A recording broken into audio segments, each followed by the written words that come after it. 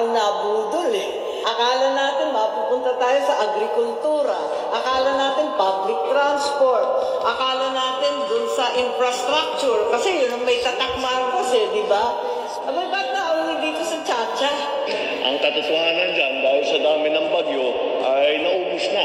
Presidente BBM, kung pwede nga lang, lahat ng mga panakot nyo sa mga mahihirap ng 20 pesos na bigas, na ito man din nyo napatupad. Kaya kung pwede lang, bumaba na lang kayo.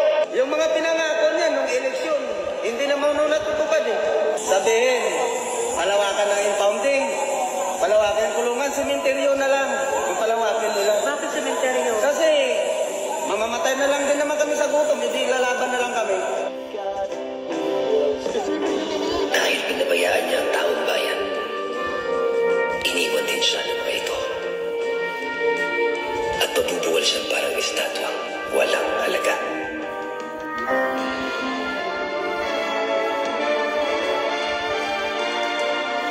Once upon a time, I was president.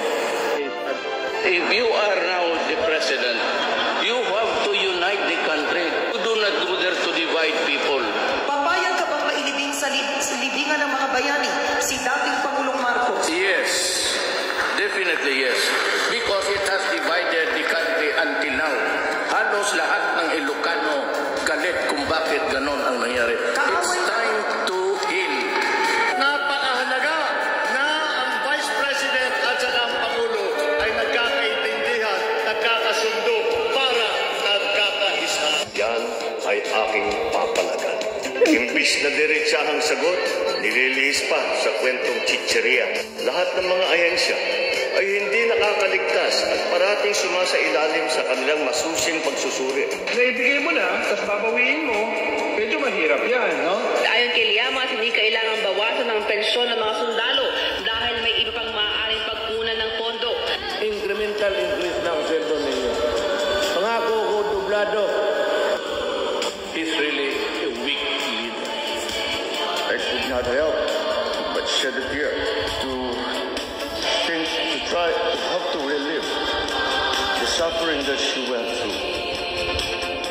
Because we have not done enough.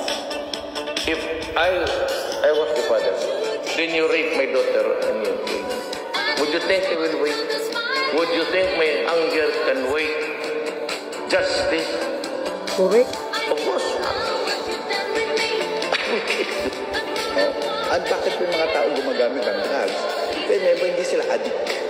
Kasi gusto lang yung maging addict. Ikaw lang yata ang addict sa pagsasalita mo, para kang praning. Ayoko na yung mga nagpapadagdag ng oras. Kasi pagka gumamit ka ng drugs, yung gising ka na. Gagamit na lang ako ng drugs. Ha? Marbil. Kasi magpadagdag ako ng oras. Nagpatawag si dating Pangulong Rodrigo Duterte na paparinig niya ang mga susubok na umaresto sa kanya dahil sa umano'y arrest warrant mula sa International Criminal Court. They do not have the jurisdiction of kaya pag pumunta nila ko, arresto nila ko dito, magkabarila talaga yan. Tapos ubusin ko yan o. Sir, may nagsampa na po ng impeachment complaint against Vice President Leni Robredo. I want alam. You know, we just had an election. Guys, Leo, let's stop it. There's even a threat of impeachment against the Vice President. Ito daw po ay pamapolitika.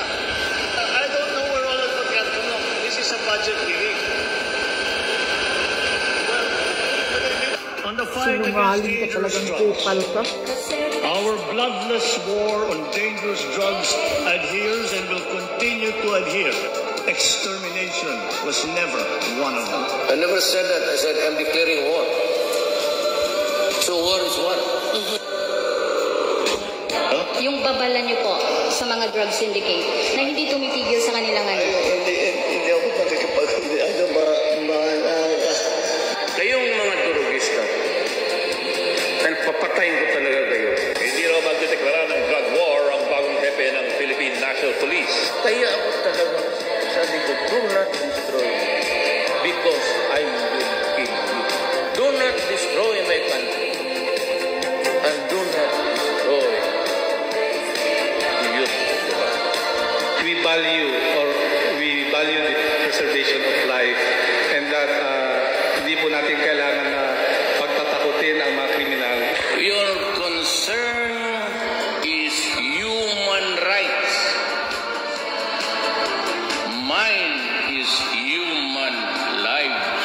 Alright. My campaign against drugs will not stop until the last pusher and the last drug lord are... Kakabahala ang mga pahayag na narinig natin itong mga nakarang. Inang damo kulit